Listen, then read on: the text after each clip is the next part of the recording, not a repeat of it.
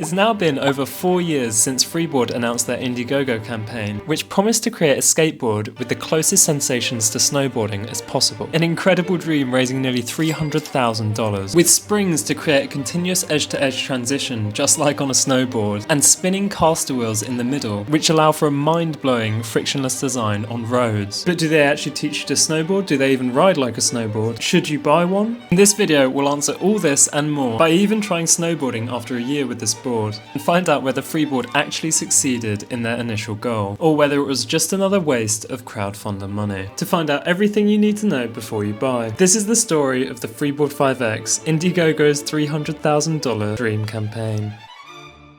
What up? Welcome back to the Easy Riders channel, where we review everything about these incredible skateboards which emulate snowboarding on concrete. And today I'm going to be covering everything you need to know about the Freeboard 5X, which in principle is meant to be the best downhill board for freeboarding and the closest you can get to snowboarding on the roads. We'll be trying to figure out whether this is actually true and if the side springs really do make it that much closer to snowboarding than all of the previous Freeboard generations. Because although the Indiegogo campaign only happened 4 years ago, Freeboard had previously iterated many times before in order to get the closest sensation to snowboarding on the road, all of which had been done under the umbrella of Freeboard Manufacturing Company, which manufactured and sold these 6-wheeled skateboards designed by Steen Strand during his master's thesis at Stanford University. And for a long time, Freeboard MFG were able to operate profitably, hosting events, creating new generations of boards to improve on the old ones, and creating some of the most iconic freeboarding videos, which are still popular today. And although things looked good on the surface, Freeboard MFG actually went bankrupt. With freeboarding no longer as popular as it once was, and drastically increased costs, Freeboard MFG could not keep running, and so it disappeared, leaving behind only a remnant of hope for the future of freeboard. Because although the company had disappeared, it left behind it the designs of a future freeboard generation, which would outshine all the previous ones. The split trucks and springs would create a smooth edge transition and a smooth ride across bumps, taking us one step closer to the impossible dream of freeboard to turn all your local roads into snow slopes. Before this, the best freeboard ever to have been made was the G3R, but it suffered one fatal flaw, that being that the edge transitions were binary. You were either on your toe side edge or off your toe side edge, and not much else in between. Whereas for anyone who's been snowboarding, you'll know that the layers of snow allow you to put nearly any amount of weight onto each edge. And so to all freeboarders, the promise of the Freeboard 5X was a pretty big deal. But the fundamental problem still remained. The company was strapped for cash and there was no way to manufacture a new collection of boards. But as you've probably guessed, there was one way in which Freeboard could bring this next generation of concrete snowboards to life.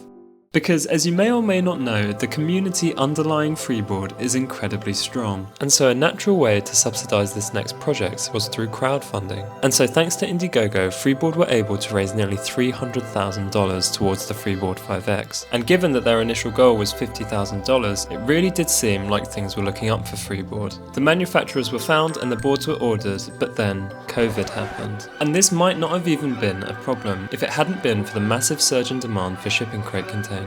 The market cap of shipping container companies absolutely soared because of a worldwide bottleneck in supply chains coupled with an incredible demand. Freeboard's orders got sent back as larger companies bid higher for these container ships. Around this time, the sentiment towards Freeboard was incredibly negative, and you wouldn't have to look far to see comments like these, asking, "Where's my board? When am I going to get my money back?"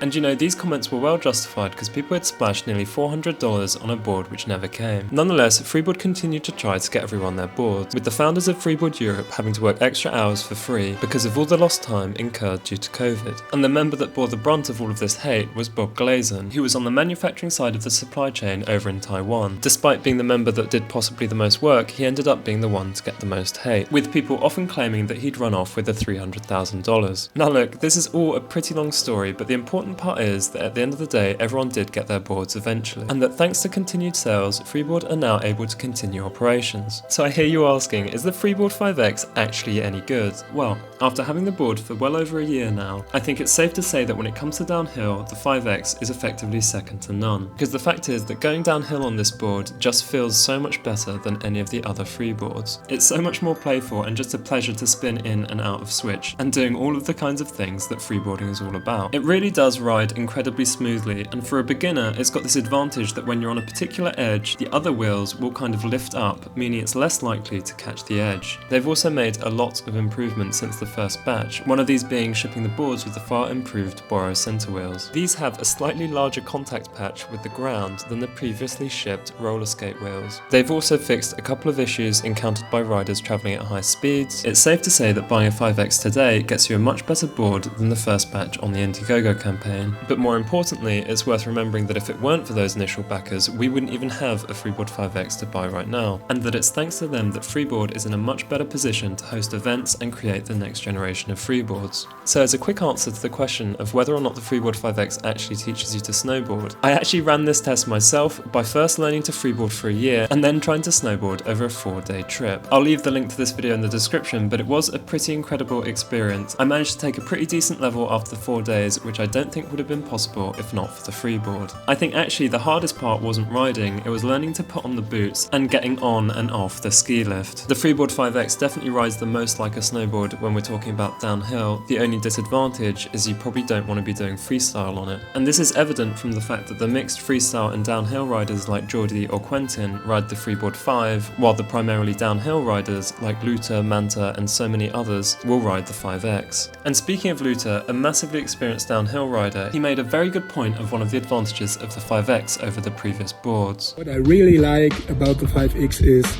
you can now rescue yourself from catching an edge. The worst thing ever. There's this tiny little moment before the catch is incoming and you feel it, and when you make the right balancing, you're good again.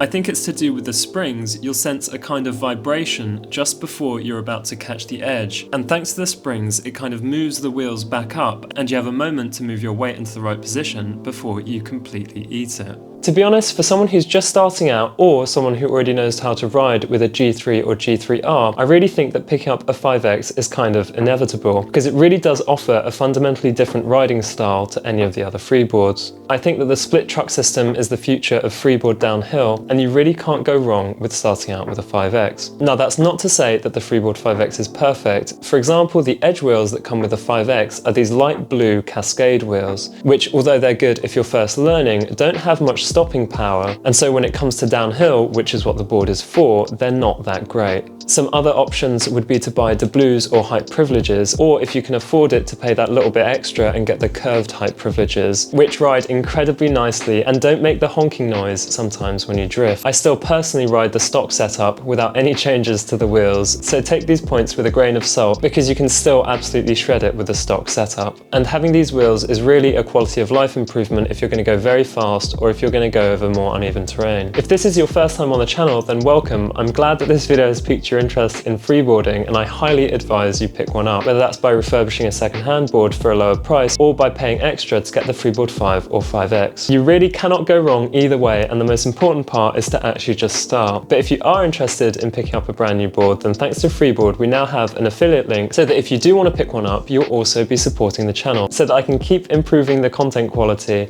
and make freeboarding more accessible to the next generation of riders. As always, a massive thanks to the channel members. Your support goes a very long way. If you made it this far, then thank you very much for watching. I hope you enjoyed the video and have a good one.